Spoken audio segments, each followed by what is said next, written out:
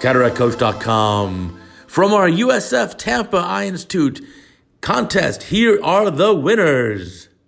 And in our video contest, the grand prize winner is a young resident surgeon, Dr. Heather Broyles, from the University of Arkansas.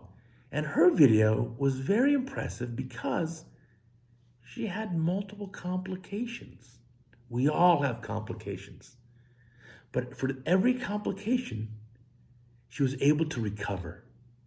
You're going to fumble the ball. Will you recover? And can you recover time and time again? And then afterwards, will you study your video and figure out what's the lesson here? What can I learn from this to do a better surgery next time?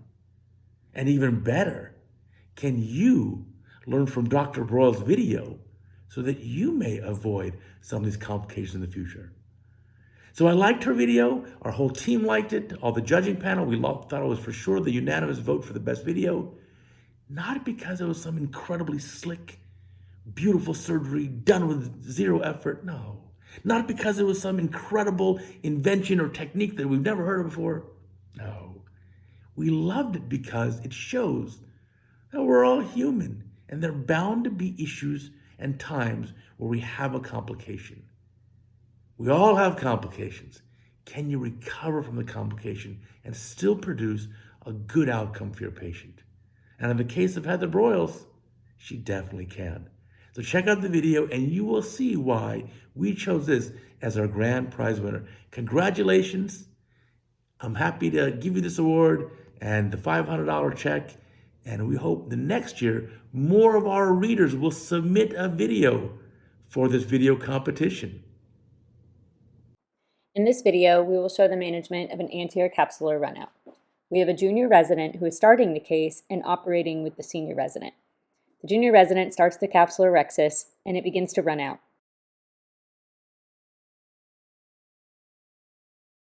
At this point, the senior resident takes over the case. Trypan blue was used to help better visualize the extent of the runout, which you can see worked quite well despite the amount of OVD in the eye.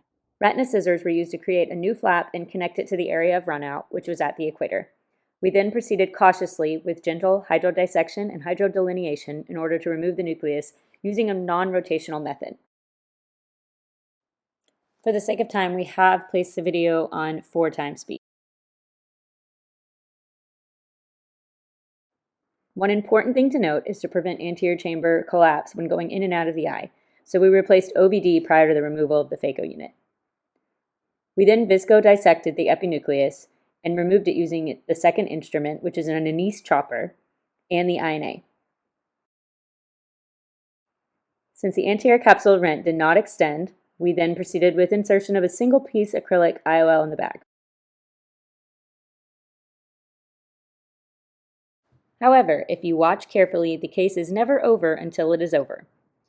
The push-pull accidentally nicked the proximal part of the anterior capsule, which caused extension of the AC rent posteriorly, and it continued to extend.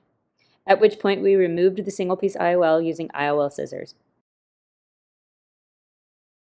Triescence was placed into the eye, and we can see there's been vitreous prolapse, so we then proceed with an anterior vitrectomy. It's important to note that the vitrector was placed through a new side port incision, which we made once the infusion was in the eye. This helps prevent further vitreous prolapse, which would occur if we went through the main wound.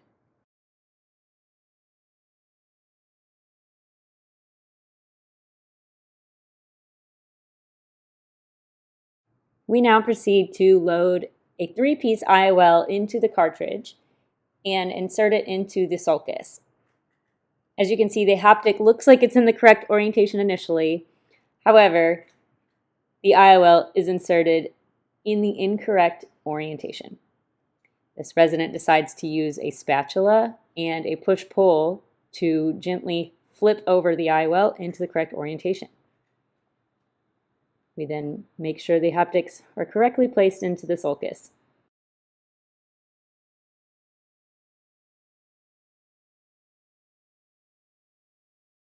The remaining OVD is removed from the eye.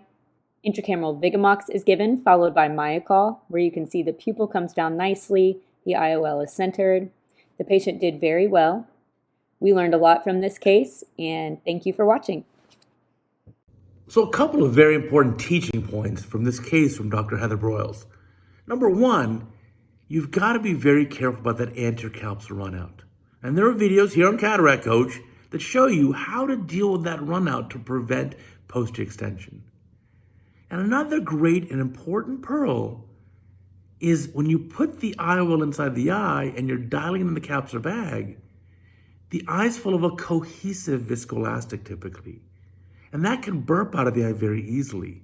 So the issue or the problem in this case is burping out the viscoelastic would shallow the anterior chamber, flatten the capsular bag, and of course, the second instrument ends up nicking that capsule because it's all flattened. And that's how she got that posterior runout. So watch a video here, I'll link it below, to show you what to do to avoid shallowing out or flattening that AC and shallowing out the bag upon IOL implantation and then insertion of the bag and rotation. You've got to learn that skill of pivoting in the incision. I do want to commend her on doing the anterior vitrectomy through 2 paracenteses, avoiding the main incision. We do a bimanual approach. And I also want to say, good job in placing that 10-0 nylon suture in the incision.